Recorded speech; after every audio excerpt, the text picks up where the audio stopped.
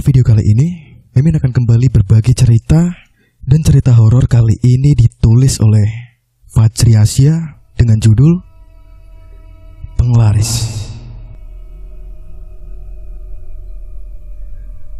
Sebelum ceritanya dimulai, sebagai catatan, Mimin berharap cerita ini bisa menjadi pelajaran bila pesugihan tetaplah hal atau sesuatu yang lebih bijak untuk dihindari. Seburuk atau sepahit apapun keadaan, bersekutu dengan iblis bukanlah sebuah jalan. Ini dia ceritanya.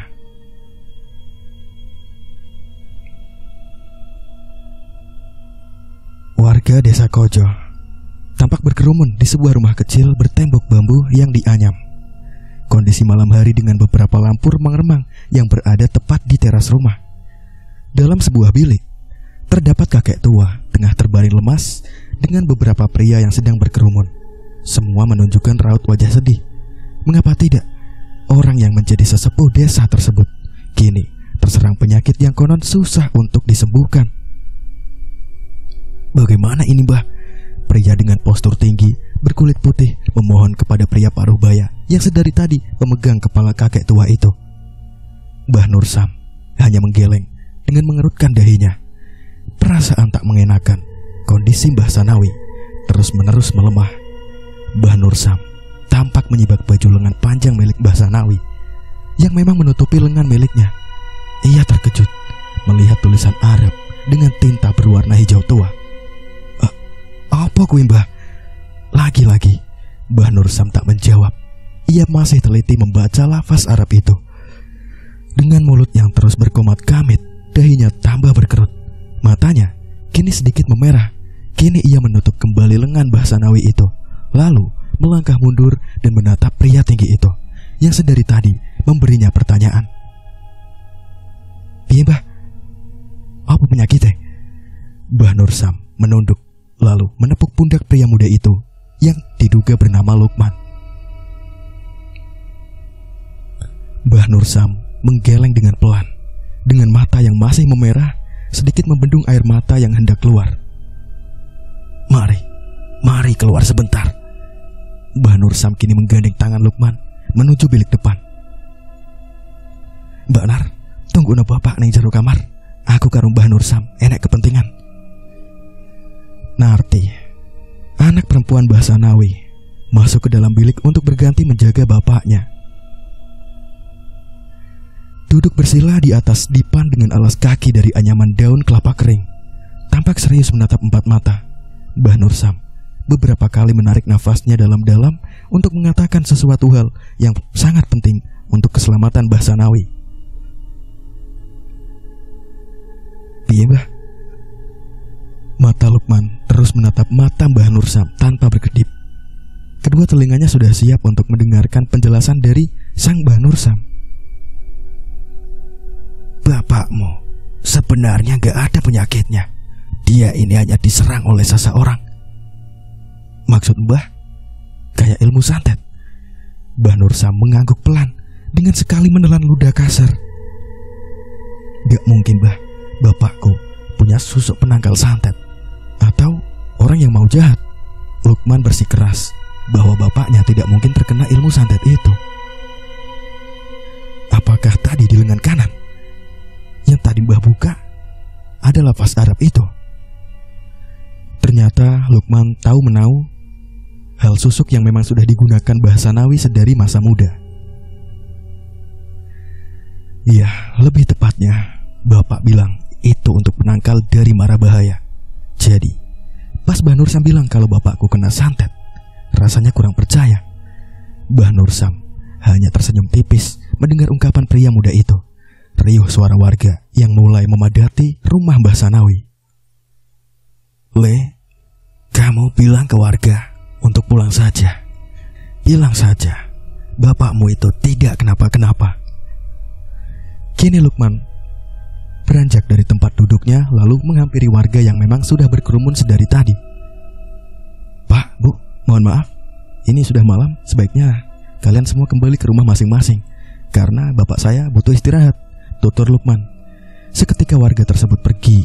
Kini suasana kembali sepi, hanya ada beberapa orang saja. Mas Yadi kini menghampiri Mbah Nur Sam yang masih terduduk di atas dipan. Ia memberi sebungkus rokok dengan segelas kopi hitam. "Gimana bapakku, Mbah?" "Tanya adikmu saja. Dia sudah Mbah beritahu," jawab singkat Mbah Nur Sam. Kini Lukman kembali dan telah mengunci dan menutup semua jendela rumah itu. Duduk kembali bersila. "Loh, kopiku mana? Kamu gak buatin buat aku?" celoteh Lukman. "Buat sendiri aja, Bapak sama Mbak Narti." Yadi mengangguk pelan dengan sedikit menyeruput kopi miliknya. Dengan sedikit bertanya perihal bapak sakit apa kepada adiknya itu. Alih-alih tak terkejut, kini Yadi sama persisnya seperti Lukman, merasa tak percaya dengan apa yang telah menimpa bapaknya itu. Perasaan tak mengenakan kini Yadi rasakan, seperti Mbah Nur Sam pun tahu apa yang memang Yadi rasakan sekarang. "Jangan terlalu takut. Jangan lupa, ingatin bapakmu dengan kalimat Allah," Mbah Nur Sam berucap dengan sedikit menyeruput kopinya. Saat itu suasana hening. Kini mereka semua berpindah ke bilik yang memang sudah terbaring Mbah Sanawi di sana, tengah disuapi oleh Narti. Narti terus bersabar menyuapi bapaknya agar terus tetap makan, minimal perut terisi dan sedikit bertenaga. "Suamimu kenapa gak ikut nengokin bapak di sini?" Yadi kini duduk di tepi ranjang. "Banyak kerjaan. Mungkin lusa baru bisa kesini. Kalau Mbak Sri kenapa gak kesini?" "Harus jagain anak-anak. Belum aku izinin kesini." Dan hanya Lukmanlah yang masih melajang, walaupun kini usianya sudah memasuki kepala 3. Lukman." Mbah Sanawi tampak memanggil anak bungsunya itu dengan terbata-bata. Cepat disamperin leh." Mbah Nur Sam sedikit mendorong Lukman agar cepat menghampiri bapaknya itu. "Kapan dang rapi?" Pertanyaan itu lagi, mungkin sudah 1000 kali Mbah Sanawi bertanya perihal menikah kepada Lukman. Namun jawaban Lukman selalu dengan senyuman tipisnya. "Semoga cepat dikasih jodoh ya Pak," jawab Lukman dengan pelan. Kini mata Mbah Sanawi tampak memerah dengan bibir bergetar. Mbah Sanawi tak mampu membendung air matanya lagi. Ia menangis. "Jangan gitu Pak, Lukman belum nemu yang cocok aja." Semuanya hening. Hanya sesenggukan tangis Mbah Sanawi saja yang pecah. Semua ikut bersedih, terlebih Mbah Nur Sam yang masih menjadi saudara dari garis keturunan Mbah Sanawi. "Lukman, Mbah Nur Sam ini sama seperti bapakmu. Kalau kamu butuh apa-apa, bilang saja ke Mbah ya," bisik Mbah Nur Sam dengan air mata mengucur deras. Lukman mengangguk lalu segera memeluk bapaknya itu yang sudah lemas. Namun kondisi Mbah Sanawi tiba-tiba berubah. Matanya kini terbuka sangat lebar, dengan mulutnya yang sedikit menganga. Mereka berempat terkejut. "Mbah Nur Sam, Bapak, Mbah Nur Sam segera membisikkan sesuatu ke telinga Mbah Sanawi. Tak lama kemudian Mbah Sanawi kembali sadar seperti semula. Semua tampak tegang. Tangis Narti kini memecah keheningan. Ia dipeluk oleh Mas Yadi.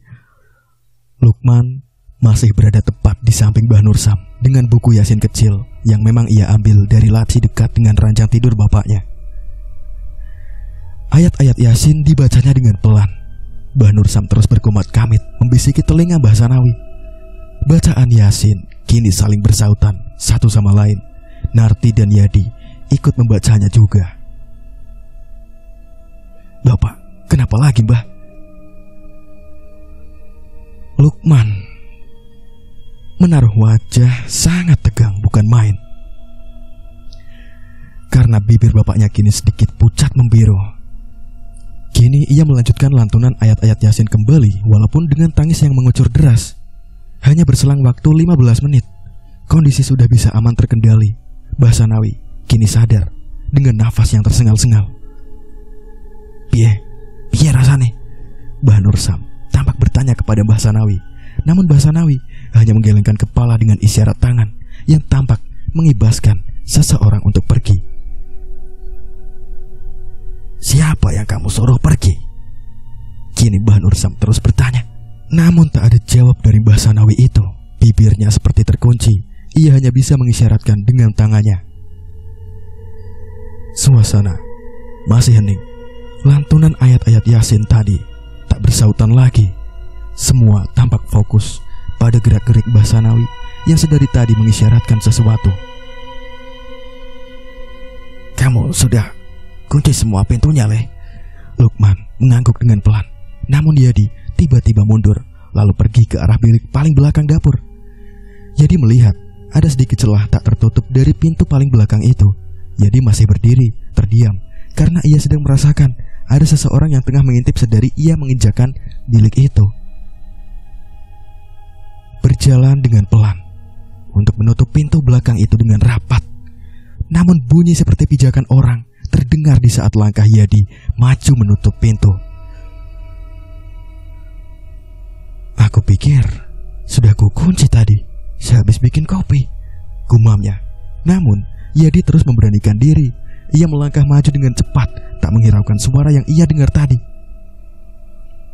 Yadi sengaja membuka pintu dengan bahan anyaman bambu itu dengan lebar. Melihat kanan kiri tak ada siapapun di sana. Hanya ada sekelebat pohon pisang yang memang milik Mbah Sanawi, bapaknya. Yadi kini diliputi rasa penasaran. Adakah dari seorang warga yang memang mengintai Mbah Sanawi, atau salah satu warga yang mengirim santet untuk Mbah Sanawi? Yadi kembali ke bilik bapaknya, melihat kondisi Mbah Sanawi yang sudah sedikit bisa berbicara. Habis dari mana kamu? Bisik Lukman. Kunci pintu belakang. Mbah Nursam tampak telaten dengan mulutnya yang tak berhenti berkomat kamit. Piye rasane? Wes ilang to makhluk iku? Mbah Nursam kembali mengusapkan tangannya tepat di rambut Mbah Sanawi yang sudah hampir semuanya memutih. Bibirnya sekarang tak sepucat tadi. Narti mengambil gelas yang berisi teh hangat yang ia sengaja buatkan untuk Mbah Sanawi. Perlahan ia memposisikan Mbah Sanawi agar sedikit meminumnya. Minum dulu, Pak. Mbah Sanawi meminumnya dengan sangat perlahan. Bola matanya tampak bergetar. Mbah Nursam beranjak mundur lalu duduk di kursi rotan dekat dengan lemari pakaian milik Mbah Sanawi, sedikit menyeruput kopi yang tadi belum habis. Suara jam dinding menemani keheningan hingga pada akhirnya waktu menunjukkan pukul 12 malam. Mbah, mau pamit dulu ya.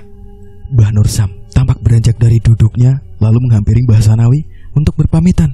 Namun Mbah Sanawi tampak menolak kepergian Mbah Nursam. Kenapa lagi? Ini sudah waktunya untuk tidur. Mbah Sanawi terus menggelengkan kepalanya dan memegang telapak tangan Mbah Nursam dengan amat kuat.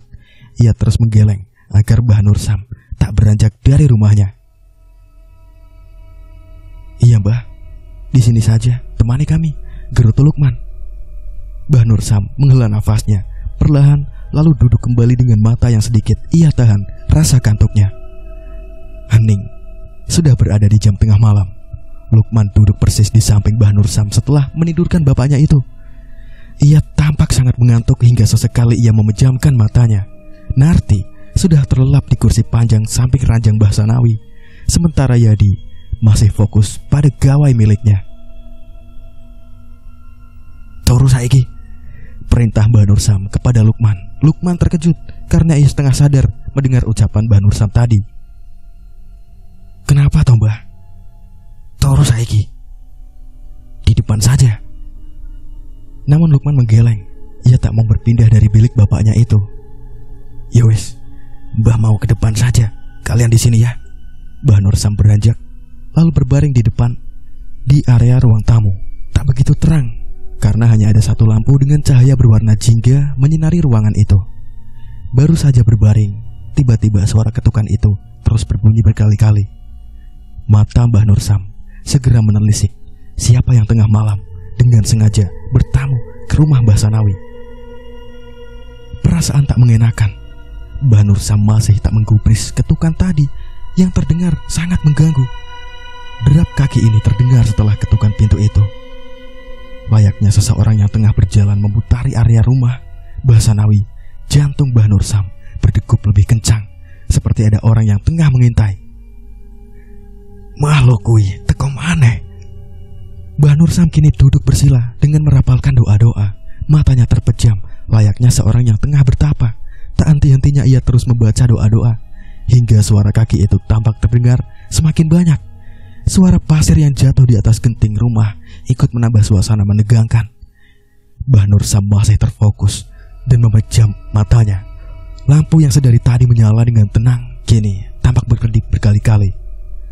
Kini Mbah Nur Sam membuka matanya setelah ada jeritan narti yang terdengar amat kuat di telinganya. Buru-buru ia bangun dan kembali melihat kondisi Mbah Sanawi. Ternyata sampai di bilik itu semuanya tampak tertidur pulas. Dengan Mbah Sanawi, Mbah Nur Sam kini menghampiri Narti yang tertidur menyamping tanpa selimut. Raut wajahnya memucat. Telapak tangan Mbah Nur Sam menempel pada dahinya. Panas. Jangan sampai Narti terkena sawan itu, gumam Mbah Nur Sam. Lukman tiba-tiba membuka matanya melihat Mbah Nur Sam ternyata berada di kamar. Bah, dengan spontan Mbah Nur Sam menengok ke arah suara yang memanggilnya itu. Nyapa tangi maneh? Mbak Narti kenapa? Mbah Nur Sam menggeleng. Gak apa-apa. Mbah Nur Sam kembali duduk di kursi rotan dekat dengan Lukman sembari sedikit berbisik. Di sini ada pohon pengkel gak? Besok Mbah mau buatkan kalian sambetan. Lukman mengangguk dengan pelan. Ada Mbah di belakang rumah. Mbah Nur Sam mengangguk pelan.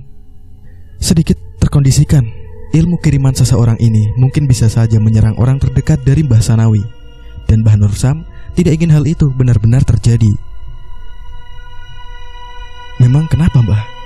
Kenapa harus ada sambutan? Buat jaga-jaga. Mbah Nur Sam terus membungkam mulutnya bahwa makhluk yang mengirim ilmu itu terus bersemayam di area rumah sampai Mbah Sanawi meninggal dunia.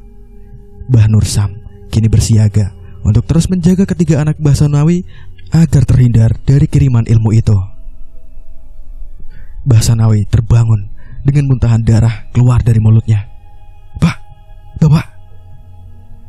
Mbah Nur Sam tampak kebingungan dengan mendadaknya Mbah Sanawi memuntahkan darah segar dari dalam mulutnya. Ia segera mencari kain bersih untuk membersihkan darah yang keluar. Ambil air leh, ucap Mbah Nur Sam. Kamu aja sana, aku gak berani. Sumurnya jauh dari rumah. Lukman nampak menyenggol Yadi sang kakak. Loh kok aku? Kamu aja. Juga lagi bantuin Mbah Nur Sam. Masa mau nyuruh Narti? Lukman mengendus pelan. Ia segera keluar dari bilik mengambil ember kecil dari dalam dapur. Namun kini ia tersenyum lebar karena melihat penyimpanan air yang terbuat dari tanah liat. Lukman segera membuka penutupnya dan ternyata tak terisi air sedikit pun. Lukman mengendus kesal dengan berjalan menuju pintu bambu itu untuk keluar menuju sumur yang berjarak 20 meter. Dengan senter ponsel miliknya ia berjalan dengan jalan setapak kecil karena area tersebut hanya ditumbuhi rerumputan yang panjang. Sesampainya ia meletakkan ponselnya di atas, terdapat kayu pipih yang bisa meletakkan ponsel agar tak terlalu gelap saat menimba air. Satu kerekan sudah ia dapatkan. Berhenti sejenak namun akhirnya dilanjutnya sampai mendapatkan 3 kerekan. Ia berbalik dan hendak mengambil ponselnya yang berada di atas. Namun Lukman seperti mendengar derap kaki melangkah maju menghampirinya. Lukman pikir Mas Yadilah yang menyusulnya karena kasihan melihat adiknya menimba sumur di tengah malam seperti itu. Namun derap kaki itu seperti bukan manusia. Semakin jelas, namun sepertinya suara itu berbelok arah. Lukman menyoroti suara kaki itu dengan lampu ponsel miliknya. Namun tak ada siapapun di sana. Lukman melangkah pelan dengan membawa seember penuh berisi air. Hembusan angin malam meniup leher Lukman. Duh, kini Lukman mempercepat langkahnya agar segera menuju ambang pintu belakang rumah. Dan akhirnya Lukman tiba di pintu itu. Apa ya? Kok suaranya kayak ngono? Batinnya tak terlalu berpikir derap kaki tadi. Ia langsung membawa air itu dan ditempatkannya sebagian di tempat air yang berada di dalam dapur. Lukman membawa setengahnya untuk membersihkan sisa muntahan darah tadi. Kok lama banget? Yadi yang sedari tadi menunggu Lukman datang dengan menyilangkan tangannya di dada. Loh, nyapa gak nyusul? Sudahlah, jangan pada berisik. Mana airnya, Le?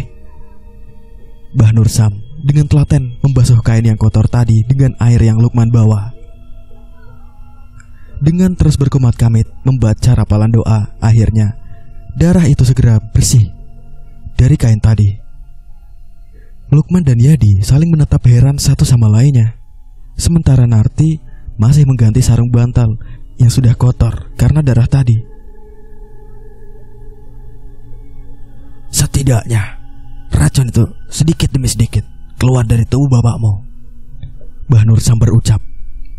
Semua menghela nafas lega, sementara Lukman kembali mengingat derap kaki yang membuatnya takut ketika hendak kembali dari mengambil air di sumur tadi. Mbah, Lukman menyeret Mbah Nur Sam agar duduk dekat dengannya. Kini ia berbisik.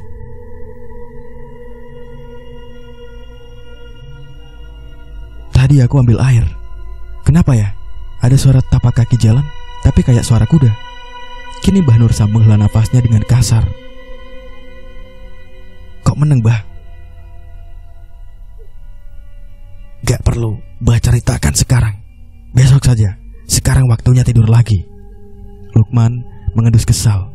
Rasa penasaran itu belum terbayar tuntas karena Mbah Nur Sam tak mau menjelaskannya waktu itu juga.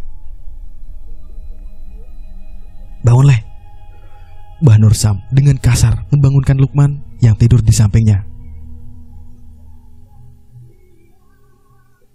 Sudah subuh, tidak ada yang azan ya?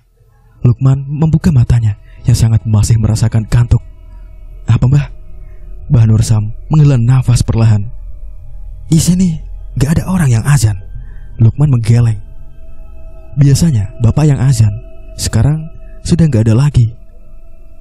Kenapa kamu gak azan? Lukman menatap Mbah Nur Sam dengan raut wajah datar, sedikit gugup. Kini ia menggaruk-garuk kepalanya. Mbah, wajah Mbah Nur Sam menjadi masam, kembali menyilangkan kedua tangannya di dada. Cepat azan, nanti Mbah menyusul. Segera beranjak dari kursi itu, Lukman mengambil sarung lalu berlari menuju masjid terdekat. Melangkah perlahan, masih sepi. Rumah warga masih tertutup rapat dengan lampu remang-remang yang masih menyala di teras rumah mereka. Masjid dengan bangunan sederhana bercat hijau dengan paduan warna putih itu sudah ada di depan mata Lukman. Kondisinya gelap karena memang sudah tak ada lagi yang datang hanya untuk sekedar sholat saja. Lukman membuka masjid perlahan dengan kunci yang memang tersembunyi di balik keset bawah. Assalamualaikum. Lukman mencari saklar untuk menyalakan lampu masjid dengan senter ponsel miliknya. Lampu menyala dengan sempurna, namun debu yang berada di bawah lantai tampak sangat tebal. Baru saja bapak sakit beberapa hari, debu bisa setebal ini. Namun derap kaki seseorang kini Lukman dengar. Pasti Mbah Nur Sam datang untuk menyusulnya. Hendak Lukman mengambil sapu yang berada di pojok ruangan masjid, terlihat sosok manusia berbaju putih tengah berdiri tepat di ambang pintu. Tak ada takut sedikit pun rasa takut. Lukman menghampiri sosok pria tua itu, terkejut bukan main karena dari garis wajahnya persis dengan Mbah Sanawi bapaknya. Mbah sinten ke? Dengan tangan bergetar, Lukman hendak menyalami pria tua itu. Namun yang didapat hanya penolakan. Wajahnya datar, namun bibirnya tersenyum saat melihat Lukman ingin mengalaminya.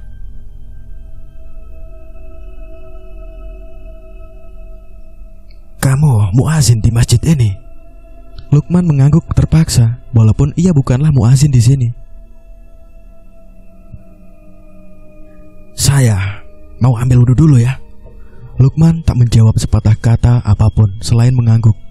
Pria tua itu lantas meninggalkan Lukman dan segera berbelok arah untuk mengambil air wudhu. Perasaan tak mengenakan saat pria itu pergi. Harum wanginya saat tubuh pria itu berpaling dari Lukman. Mbah itu siapa ya? Gumamnya. Namun Lukman terus menyapu membersihkan area masjid ini hingga 10 menit telah berlalu. Namun pria tua itu tak kunjung masuk ke dalam masjid. Loh, lama sekali mbah itu. Lukman berinisiatif untuk meneliti pria tua di tempat air wudhu. Namun ternyata yang didapatkan tak ada seorang pun di sana. Wah, kemana mbah itu pergi? Azan wes lewat iki loh. Tiba-tiba suara Mbah Nur Sam membuat terkejut Lukman. Buru-buru ia mengambil wudhu terlebih dahulu. Dari mana kamu? Bahasaku ya begitu. Ambil wudhu mbah. Azan saiki, cepat. Sholat subuh sudah berjalan dengan khidmat. Walaupun hanya Mbah Nur Sam dengan dua makmum, yakni Lukman dan Yadi. Mbah Nur Sam, tadi ada pria tua kesini mirip bapakku. Dia pamit untuk ambil wudhu. Kok nggak balik lagi ya? Mbah Nur Sam mengernyitkan dahinya, mencoba memahami apa yang ditanyakan oleh Lukman. Sopo sih? Ngayal kowe man? Mesti si ngantuk kan? Ora mbah, aku wani sumpah. Mbah Nur Sam mengisyaratkan jarinya agar tetap diam. Tak elok berisik di dalam masjid seperti itu. Oh itu, mbah itu sebenarnya. Namun Mbah Nur Sam tak segera melanjutkan ucapannya itu, karena teriakan Narti memanggil membuat mereka terkejut serempak. Bapakku mbah, ayo cepat. Apa maneh? Mbah Nur Sam segera bangkit dengan raut wajah yang sudah masam. Lukman dan Yadi mengekor Mbah Nur Sam. Ternyata beberapa warga sudah berkerumun di depan rumah Mbah Sanawi. Apa kowe nang kene, Mulya? Mbah Nur Sam tampak marah melihat warga berkerumun lagi seperti tempo hari lalu. Mbah Nur Sam segera menyingkirkan warga yang menghalangi jalannya menuju pintu rumah Mbah Sanawi. Masuk dalam bilik Mbah Sanawi, terlihat memejamkan matanya dengan tangan terlipat di dadanya. Mbah Nur Sam tak bisa menahan raut wajahnya lagi. Matanya memerah, nafasnya tersengal-sengal, dibarengi Lukman dan Yadi dari belakang. Bapak, kenapa mbak? Narti hanya menggeleng dengan tangis pecah tepat di samping Mbah Sanawi. Pinggir dulu Nar. Mbah Nur Sam segera mengusap wajah Mbah Sanawi dengan telapak tangannya, berdoa merapalkan sebuah mantra. Piye mbah? Mbah Nur Sam menggelengkan kepalanya. Nafasnya sangat tak beraturan. Sesekali ia menelisik kena di tangan Mbah Sanawi. Mbah Nur Sam terus menggelengkan kepalanya. Mbah Nur Sam membuka selimut yang menutup sebagian tubuh Mbah Sanawi, mengecek suhu kaki Mbah Sanawi. Dingin sekali. Mbah Nur Sam menelan ludah dengan kasar sembari menengok anak bungsu dari Mbah Sanawi, Lukman. Lukman tak berucap apapun. Derasnya air mata yang keluar membuat Mbah Nur Sam langsung memeluk Lukman dengan amat erat. Bapakmu sampun sedo. Tangis pecah. Narti dan Yadi saling memeluk satu sama lain. Terlebih Lukman yang memberontak keluar dari pelukan Mbah Nur Sam, lalu menghampiri Mbah Sanawi yang sudah terbujur kaku. Wisman, Rene, Yadi menarik pada Lukman agar tak menangis tepat di jasad bapaknya itu. Warga saling berdatangan, saling dorong-mendorong karena ingin melihat kondisi Mbah Sanawi. Aja mlebu Rene. Mbah Nur Sam tampak mengusir beberapa warga yang memaksa untuk masuk ke dalam bilik itu. Mbah Nur Sam segera menyingkirkan ketiga anak Mbah Sanawi itu agar tidak berada tepat di samping Mbah Sanawi. Kini Mbah Sanawi dirapikan, ditutup dengan kain jarik dari ujung kepala sampai menutupi ujung kakinya. Yat, siapkan meja panjang. Nanti bawa keluar bapakmu di sana. Yadi segera keluar dengan sedikit berlari, mengambil meja panjang berukuran panjang 2 meter. Tepat ia sandingkan dalam bilik paling depan. Yat, piye bapakmu? Sampun sedo? Tanya seorang pria paruh baya yang menjadi warga setempat itu. Yadi mengangguk dengan pelan. Nggih pak. Innalillahi wa inna ilaihi rajiun. Warga berucap serempak. Dari seluruh prosesi pemakaman Mbah Sanawi, semuanya berjalan dengan lancar dan tenang. Mbah Nur Sam yang memimpin dari awal sampai akhir. Lukman masih terus menahan sesenggukannya melihat pusara Mbah Sanawi yang rapi dengan taburan bunga mawar merah. Semua warga saling beranjak pergi untuk pulang. Hanya tersisa ketiga anak dari Mbah Sanawi dan Mbah Nursam. "Mbah, kok iso secepat iki?"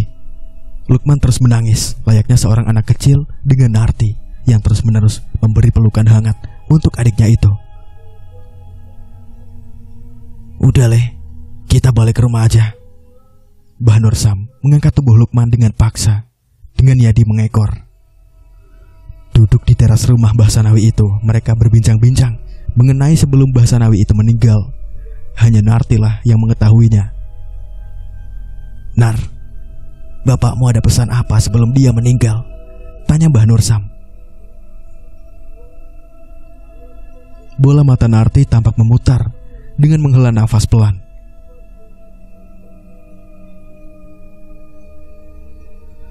Bapak itu sebelum meninggal bilang kalau ada warga sebelah yang punya ilmu penglaris. Pernyataan itu membuat semuanya terkejut. Terlebih Mbah Nursam yang terlihat wajahnya menegang. Bola matanya bergerak seolah-olah Mbah Nursam tengah menerawang sesuatu. "Siapa, Mbak? Terus Bapak bilang apa lagi?" Narti menggeleng pelan. "Aku tanya itu ke Bapak, tapi Bapak bilang Bapak sudah gak sanggup lagi. Setelah itu Bapak minta agar aku membantu melafal talqin untuknya." Tiba-tiba mobil putih datang dan terparkir tepat di halaman rumah Mbah Sanawi. Tak asing lagi bagi Narti. Iya, itu suaminya, Adi namanya. Pria berpostur tubuh tinggi dengan dada bidang itu keluar dengan kedua anaknya. "Ayo cepat." Narti segera menghampiri suaminya dan kedua anaknya itu. Memeluk erat tangis pecah kini ia rasakan lagi. "Mbah sudah meninggal," ucap Narti pada kedua anaknya yang diduga bernama Juna dan Dewa. Mbah Nursam tampak tersenyum sumringah saat kedua bocah itu menatap padanya. Tangannya mengisyaratkan agar datang kepadanya. Adi menyalami semua yang tengah duduk santai di teras. Seusai pemakaman Mbah Sanawi selesai, Adi duduk tepat di samping kakak iparnya itu. "Istrimu sudah kesini?" tanya Adi dengan pelan. "Aku gak izinin dia kesini." "Biarlah lusa saja, aku akan izinkan," jawab Yadi dengan santai. Kini Narti kembali dilempari pertanyaan serupa oleh Mbah Nursam. Siapa yang dimaksud memiliki penglaris? Apa yang telah dikatakan oleh Mbah Sanawi? "Aku gak tahu, Mbah. Tiba-tiba Bapak minta minum. Akhirnya aku ambil dalam wadah minum di depan. Pas mau kembali ke kamar, Bapak sudah seperti itu. Akhirnya aku pergi nyusul Mbah ke masjid. Lalu beberapa warga datang ke rumah. Mbah Nursam hanya manggut-manggut mendengar penjelasan Narti itu. "Menurut Mbah, siapa yang dimaksud Bapak?" Lukman kini melontarkan pertanyaan. Mbah Nursam menggelengkan kepalanya. "Belum terlalu jelas. Kini langit menjadi kelabu, berganti malam setelah seharian mengurus jasad Mbah Sanawi dikebumikan. Rumah sepi dengan adanya seperti itu. Mbah akan bermalam di sini menjaga kalian." Senyum sumringah terpancar dari sudut bibir semua anak-anak dari Mbah Sanawi. "Astagfirullah." Mbah Nursam tampak menepuk jidatnya dengan kasar. "Kenapa, Mbah?" "Mbah lupa buatkan kalian sambutan." "Di mana penggele yang ditanam itu?" "Ada di belakang rumah dekat sumur, Mbah." "Man, nanti kamu ambilkan ya." Lukman mengendus kesal. Mengapa tidak? Tadi malam dia sudah dipaksa untuk mengambil air di sumur itu, dan kejadian derap kaki aneh membawanya dalam ketakutan. Dan karena itu Lukman tak ingin kesana lagi, walaupun dalam hal genting sekalipun. Kasihan Mbah Nursaman. "Ayo, nanti ambilkan." Yadi memohon. "Kamu saja, aku tidak mau." Lukman dengan menyilangkan kedua tangannya. "Neng, kamu tidak melayat ke rumah Mbah Sanawi?" Wanita paruh baya itu sedang teliti menata bakul pada tempatnya. "Buat apa, Mbok? Aku malas untuk melayat. Aku ini orangnya sibuk, banyak kerjaan di pasar." Ning Rum, wanita muda beranak satu itu, menjawab dengan ketusnya. Wanita paruh baya yang diduga bernama Lastri itu tampak mengendus kesal mendengar jawaban dari Ningrum. Pantas saja dia jarang disukai oleh warga di sini. Suasana pasar dekat dengan desa Kojo itu tak ramai oleh pengunjung. Karena letaknya memang kurang strategis, tiba-tiba pria dengan postur tinggi dan gemuk datang melihat-lihat isi dagangan Ningrum. "Ning, minta ikan tenggiri sekilo ya." Pria bernama Karim itu adalah bos kue di desa Kojo. Sudah terkenal tajir melintir karena bisnis yang ia lakukan lancar dan sangat menguntungkan. "Tumben Pak Karim beli dagangan saya?" Ningrum menggerutu. "Loh kenapa toh Ning? Kamu gak mau uang dari saya?" Pak Karim melempar pertanyaan kembali. "Aduh bos ini, saya cuma bercanda. Ini sekilo 50 ya." Pak Karim segera merogoh sakunya, mengeluarkan uang pecahan berwarna biru itu tanpa kembalian. Berlalu setelah menerima ikan tenggiri dalam kantung kresek hitam, wanita paruh baya berkulit putih itu datang dengan hijab berwarna hijau tuanya itu, memilah-milah sayuran Ningrum yang masih hijau dan segar.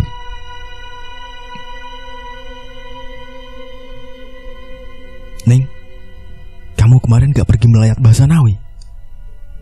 Ningrum menggeleng pelan dengan terus menghitung uang pecahan recehan. "Kenapa? Kalau ada orang meninggal tuh ngelayat Ning. Jangan malah sibuk mikirin dunianya sendiri." Ningrum hanya membalas dengan senyum menyeringai dan mengendus dengan kesal. Kembali ia membuka laci lalu membiarkan uang recehan itu berserakan di dalamnya. "Mbok Wasmi mau beli apa? Sini aku ambilin." Ningrum dengan kasar merogoh kantung kresek hitam yang akan ia masukkan beberapa belanjaan wanita paruh baya bernama Wasmi itu. Mbok Wasmi hanya melirik, melihat tingkah Ningrum arogan tak mau diberi nasihat olehnya. "Ini kan 60.000 ya, Mbok Wasmi." Segera Ningrum memberi sekresek belanjaan Mbok Wasmi dengan sedikit kasar. Segeralah Mbok Wasmi membayarnya lantas pergi meninggalkan bakul milik Ningrum. Suasana pasar riuh dengan berita kematian Basanawi yang bisa dibilang secepat itu. Semua orang tampak membicarakan kondisi Basanawi sebelum meninggal dunia. Beberapa orang menyayangkan Basanawi yang terlalu cepat menghadap ke Yang Maha Kuasa. Mengapa tidak? Hanya dialah yang menjadi sesepuh dan pemimpin desa Kojo itu. Sampai-sampai wasiat tentang dibongkarnya pelaku penglaris kini menjadi buah bibir masyarakat di desa Kojo itu. Siapa yang punya penglaris yang Basanawi bilang? Ataukah bos Karim? Dia kan yang paling tajir di desa Kojo. Desas-desus warga itu sampai ke telinga Ningrum. Siapa ya Ning yang punya ilmu penglaris itu? Mbok Lastri berucap pada Ningrum yang tengah menimbang beberapa minyak untuk dijual eceran. "Mana saya tahu Mbok, kan Mbok sendiri yang rumahnya dekat dengan Basanawi." "Iya memang benar, adanya Mbok Lastri lah yang rumahnya sangat dekat dengan Basanawi. Malah bisa dibilang masih satu petak tanah dengan beliau." "Mungkin bos Karim Mbok, kan dia yang paling tajir di desa kita." Namun Mbok Lastri malah mengisyaratkan agar Ningrum diam, tak menuduh siapapun. Ningrum hanya menatap heran orang-orang yang tampak sibuk membahas perkataan Basanawi yang sudah meninggal itu. Dari siang berubah ke petang, bakul milik Ningrum sudah habis terjual untuk hari ini. Ia memutuskan untuk menutup kiosnya dan segera pulang ke rumah. "Akbar," ucapnya pada anak sulungnya itu. "Iya Bu." Ningrum berhenti sejenak meletakkan barang-barang miliknya di teras rumah. Akbar sang anak langsung menghampiri ibunya yang terduduk di lantai rumah. "Bawa ini ke dalam." Ningrum mengekor Akbar yang membawa semua barangnya itu. Duduklah ia di kursi panjang kayu berada di ruang tamu. Menelisik ponsel sudah menunjukkan pukul 3 sore. Buru-buru ia memasak untuk makan malam dia dan Akbar. Karena mereka hanya tinggal berdua setelah bercerai dari Damar sang suami. Di tengah-tengah Ningrum memasak, Akbar mengejutkannya karena ada seseorang yang hendak bertamu. Namun Ningrum menolak Akbar untuk menemui tamu itu karena dia belum menyelesaikan masakannya. Alhasil, Ningrum menyuruh Akbar untuk menemui tamu itu agar menunggunya sejenak di ruang tamu. Namun, setelah Akbar membukanya, terkejut bukan kepalang. Yang bertamu mirip sekali dengan Bahsanawi yang baru saja meninggal kemarin. Bahsanawi. Akbar mematung melihat pria tua itu tersenyum menyeringai tepat di hadapannya. Tak berkedip sekalipun, Akbar langsung menutup pintu dan berlari menuju Ningrum ibunya. Akbar merengek, menangis ketakutan setelah pria tua yang mirip Bahsanawi itu datang bertamu. "Enek apa toh?" Akbar tak langsung menjawab. Ini yang membuat Ningrum kebingungan. Ningrum terpaksa mematikan kompornya dan segera menuju ruang tamu. Namun tak ada siapapun di sana. "Nang di tamu nilai?" Ningrum kembali kebingungan melihat ketakutan anaknya itu. Akhirnya ia mencoba melihat keluar. Namun hanya langit yang akan menuju gelap. Tak ada seorang pun menunggu di ambang pintu. Ningrum kembali menutup pintu lalu segera menguncinya. Akbar masih berada di belakang Ningrum, mengekor dengan mencengkram ujung baju ibunya itu. "Kamu itu kenapa, Le?" Raut wajah tegang Akbar masih menjadi tanda tanya mengapa Akbar setakut itu. Akhirnya Ningrum memboyong agar Akbar tidur dan main di dalam kamar saja. Ningrum mendudukkan Akbar tepat di tepi ranjang itu. Ningrum berjongkok lalu merautkan wajah penasaran. "Coba cerita, tadi ada siapa?" Nafas Akbar tersengal-sengal, mencoba mengeluarkan kalimat yang hendak ia katakan pada ibunya itu. Menelan ludah dengan kasar, lalu, "Tadi Bahsanawi datang, Bu." Ningrum langsung mengeritkan dahinya berkali-kali. Nafasnya pun ikut tersengal-sengal. Bola matanya tampak bergerak ke kanan, kiri. Ningrum melepas genggamannya pada tangan Akbar, lalu pergi keluar, mengunci semua jendela dan pintu-pintu rumahnya, mematikan televisi yang berada di ruang tengah, lalu kembali ke kamar bersama Akbar yang masih terduduk ketakutan. "Yang benar, Le." Akbar mengangguk pelan dengan gigitan pada bibirnya merinding. Ningrum menjadi seorang penakut setelah tak bertakziah ke pemakaman Bahsanawi itu. Ada dendam apa hingga Bahsanawi berani datang bertamu di sore petang itu, hingga membuat Akbar terus diliputi rasa ketakutan? Mbah Nursam sudah bermalam di tempat Bahsanawi. Mungkin sekarang ia harus kembali ke desanya. "Mbah mulai ya." Raut wajah Lukman, Yadi serta Narti tampak datar dengan nafas yang kembang kempis. Mbah Nursam merasa tak tega meninggalkan mereka. Namun, mau bagaimana lagi? Mereka bertiga tidak mungkin memaksa Mbah Nursam agar tetap tinggal di rumah Bahsanawi. "Bah, saya." Lukman berlari ke dalam bilik peninggalan Bahsanawi. Ia mengambil kotak kecil. Ia ingat bahwa bapaknya pernah bilang kalau Bahsanawi meninggal terlebih dahulu sebelum Bahsanawi. Pada akhirnya, kotak kecil itu akan diberikannya kepada Mbah Nursam. "Iki, Mbah." Mbah Nursam tampak mengernyitkan dahinya. Menerima kotak kecil itu dibukanya sedikit dengan mata yang terus meneliti. "Apa iki, Le?" "Amanat dari bapak waktu tempo hari yang lalu sebenarnya sudah lama," kata bapak. Mbah Nursam sudah tahu menahu tentang kotak ini. Mbah Nursam mengangguk pelan dengan menerima kotak kecil itu dari tangan Lukman. Ditaruhnya ke dalam saku kecil bajunya itu. Mbah Nursam kini berjalan pelan meninggalkan rumah sederhana milik Bahsanawi. Berjalan dengan santai, menyusuri rumah warga desa Kojo yang terkenal sederhana di tepi hutan dan sungai besar. Para warga yang berpapasan dengan Mbah Nursam tampak segan. Hingga Mbah Nursam tampak melihat anak kecil laki-laki tengah memakai sepatu di halaman rumahnya. Mbah Nursam dengan ramah melambaikan tangan dengan senyum simpulnya. Ibu yang diduga ibu dicari anak ini tampak keluar dari rumahnya dengan beberapa bakul dalam gendongannya itu. Iya, itu Ningrum. Ningrum mengernyitkan dahinya melihat pria tua yang diduga Mbah Nursam tengah melambaikan tangannya. Ningrum segera menghampiri Mbah Nursam yang memang sudah berdiri sejak tadi. "Mbah iki sopo nggih?" Mbah Nursam sedikit tersenyum dengan merapikan sorban yang terlilit pada lehernya itu. Nursam, saudara dari Mbah Sanawi. Ningrum hampir memalingkan wajahnya setelah ia tahu bahwa Nursam ini masih saudara dengan Mbah Sanawi. Monggo Mbah, saya banyak kerjaan. Ningrum dengan tak sopan berbalik lalu segera mengambil bakul yang berada di teras rumahnya, dibarengi Akbar yang berjalan di belakang Ningrum. Raut wajah Mbah Nursam kembali berubah melihat tingkah Ningrum yang seolah-olah ingin menjauhinya, padahal baru saja bertemu. Kini Mbah Nursam kembali meneruskan perjalanannya. Ia lebih suka berjalan kaki daripada harus menggunakan angkutan umum, walaupun banyak orang yang menawarkan ojek padanya, hingga pada akhirnya tiba di sebuah jembatan besar yang memang sudah terkenal keangkerannya. Mbah Nursam berdiri sejenak melihat air mengalir yang tenang, hanyut terbawa ke tempat yang lebih indah. Ia menatap sejenak, namun tiba-tiba dikejutkan Yadi dengan sepeda motornya. Bah, jarane mulai. Iya leh, ayo tak anterin aja, lagian masih lumayan jauh rumahnya. Mbah Nursam kini tak menolaknya. Ia lebih baik ikut satu motor dengan Yadi.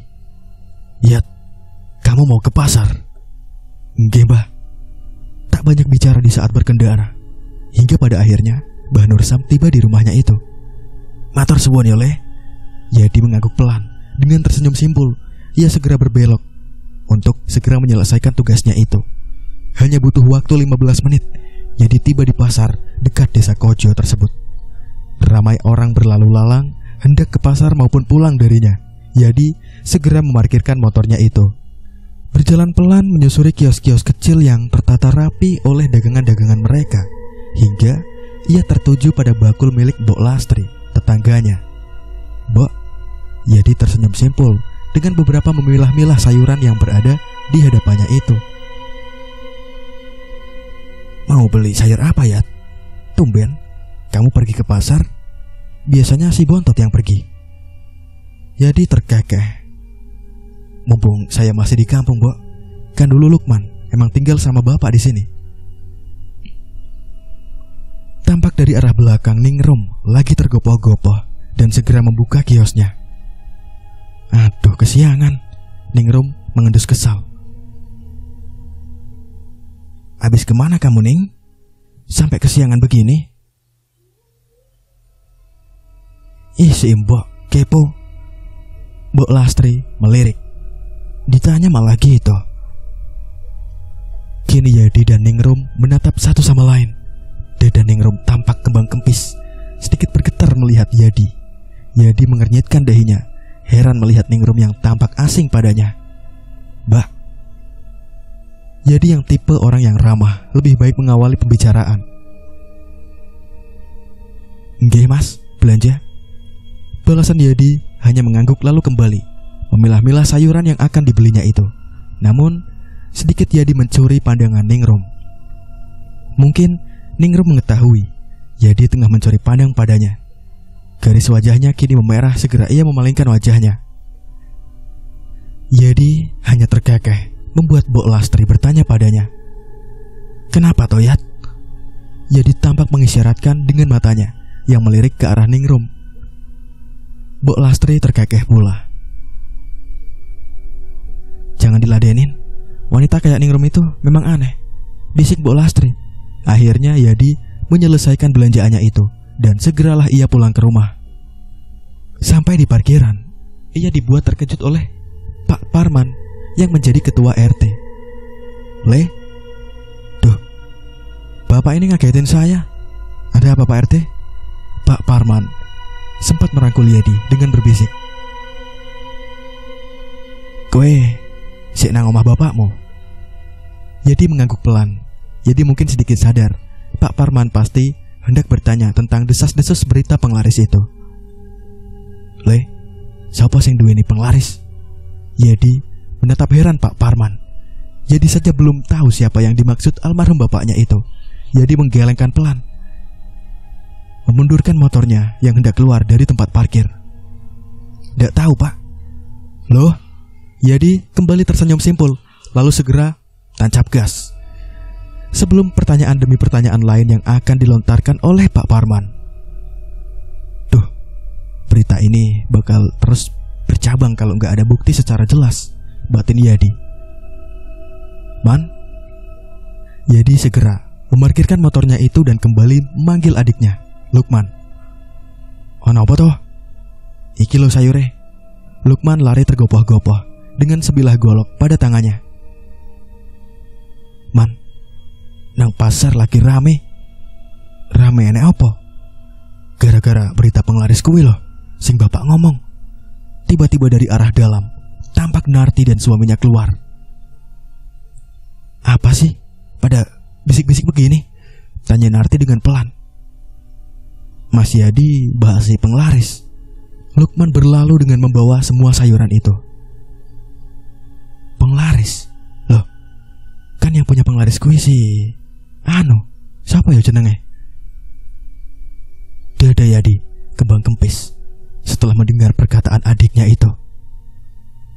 Sapa Nar? Dan cerita pun bersambung. Terima kasih kami ucapkan untuk kalian yang sudah mendengarkan. Nantikan lanjutannya di channel ini. Akhir kata, mohon maaf bila ada salah dalam pengejaan kata ataupun yang lain-lainnya. Di sini Mimin pribadi sudah berusaha untuk menyampaikan sebaik-baik mungkin. Wassalamualaikum warahmatullahi wabarakatuh.